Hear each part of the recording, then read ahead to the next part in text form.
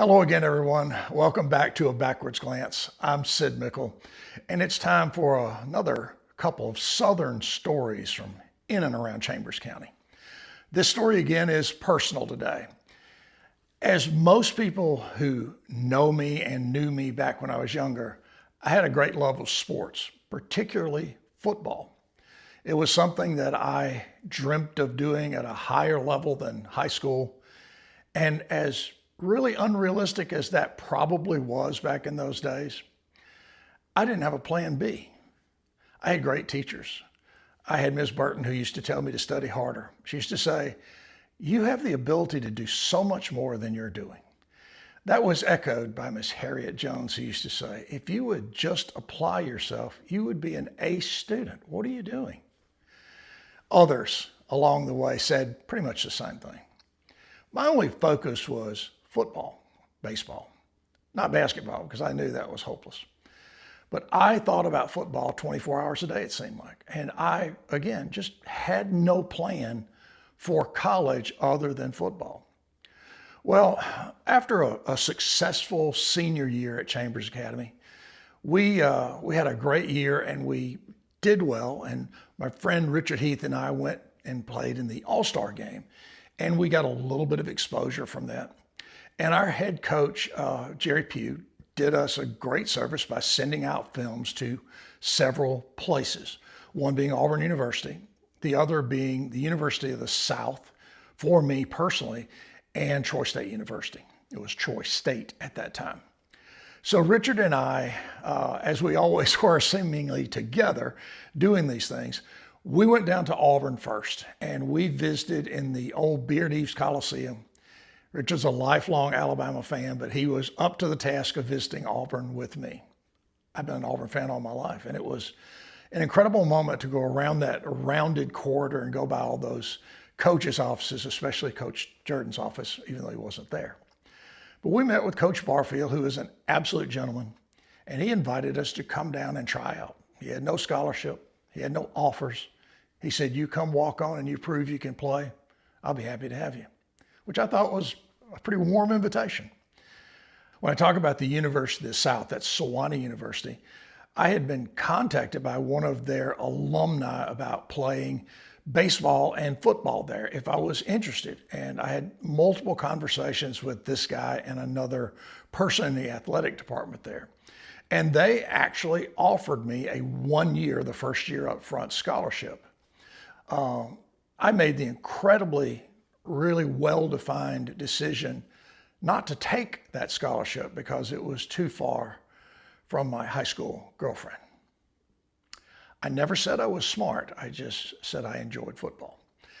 Now, the last place that we visited was Troy State University, and we had filmed and exchanged a lot of conversation with coaches.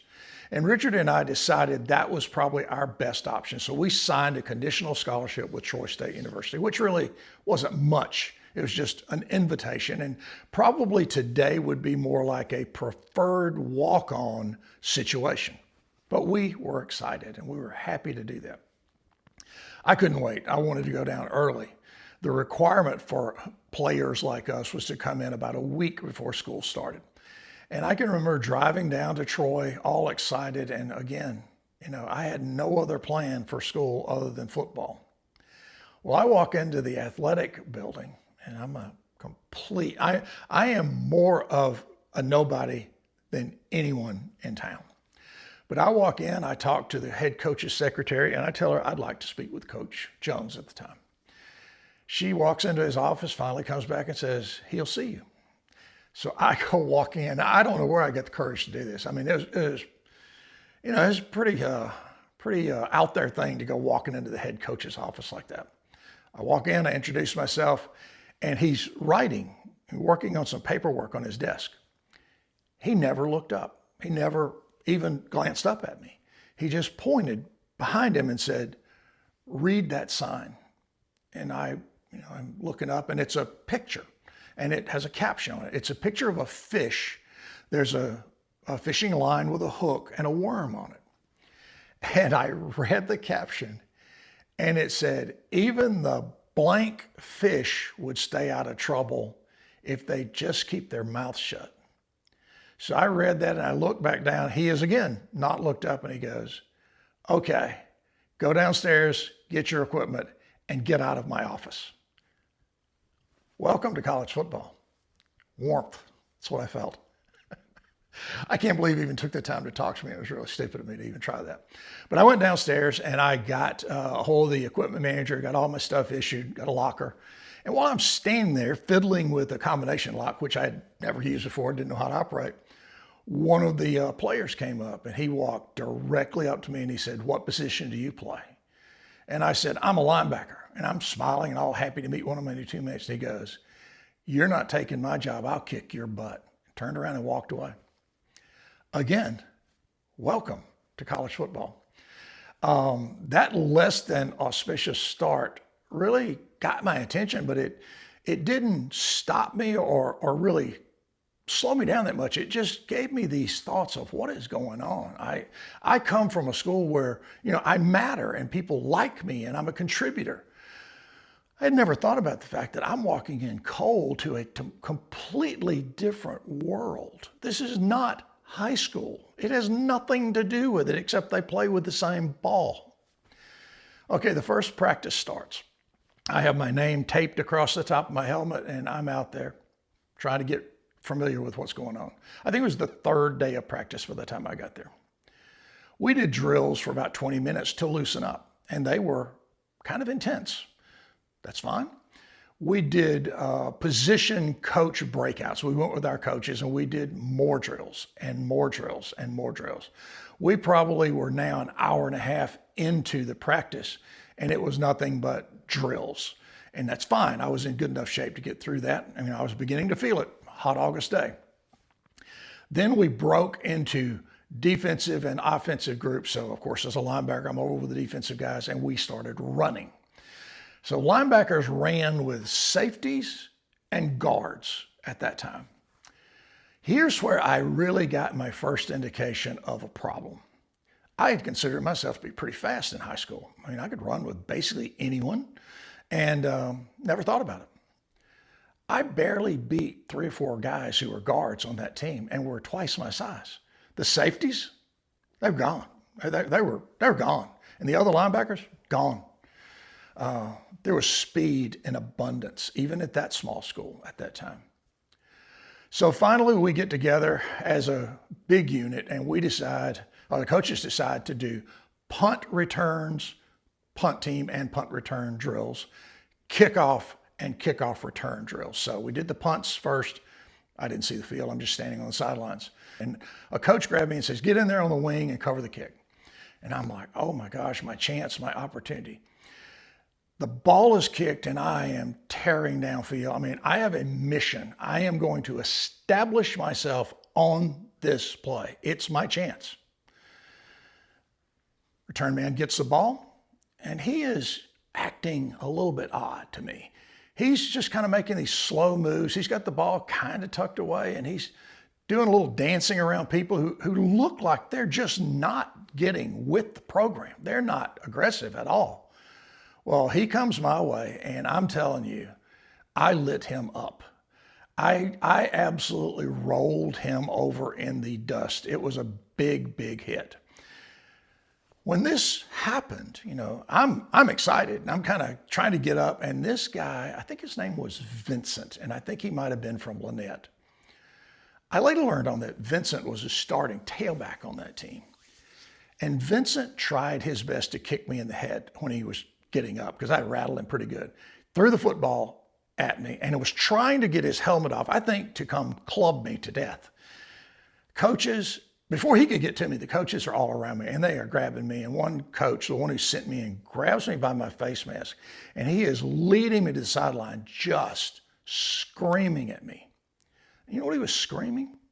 He was screaming, "Red jersey, you idiot, red jersey." I didn't know that a red jersey meant no contact. I'd never seen a red jersey in practice. I thought everybody was fair game on the football field, but I learned a very, very hard lesson that day. Don't hit people in red jerseys is what I learned. So I get to the sideline and boy, it's, people are humming about this. A guy I got to know later on, I think his name was Larry Graham, comes over. He's a big guard. And he walks over to me and he goes, man, you really know how to get the coach's attention, don't you? And starts laughing and walks away. Larry and I became pretty good friends out there. And unfortunately, he suffered a pretty serious leg injury, broke his leg in 2 or 3 places, and his career was ended. And it was a strange thing. When Larry and I met after he got out of the hospital, I was helping him in the cafeteria one day.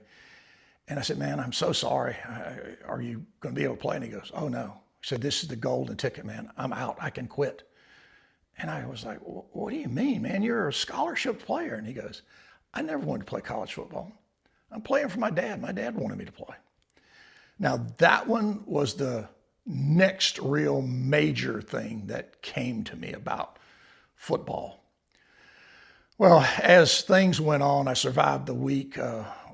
We did, let me tell you one other thing about after practice drills. We jumped over the bench, 2 long benches. And you think that's a pretty simple drill? Not after 2.5 hours practice. I barely got over them. We did some heavy curls and we did some heavy rack lifts under the stadium. But here's an important thing. When we walked through the gate, a fenced off area under the stadium where all the equipment was, there was one coach. And he just checked your name off when you walked in or wrote your name down, whatever, and left. There was no coaches in the weightlifting area. No one counting. No one making sure you did your reps. And what I realized was everyone did their full reps plus some. It was another of those, oh, nobody is looking to get out of this drill. People are looking to do more than the drill. And I struggled through it. I'm telling you, it was a heavy, the last one was a incline rack and you had to take it out of the safety and squat and then thrust it up above your head. It was heavy and it was hard to do. And I barely got my 5 in and I wanted no more.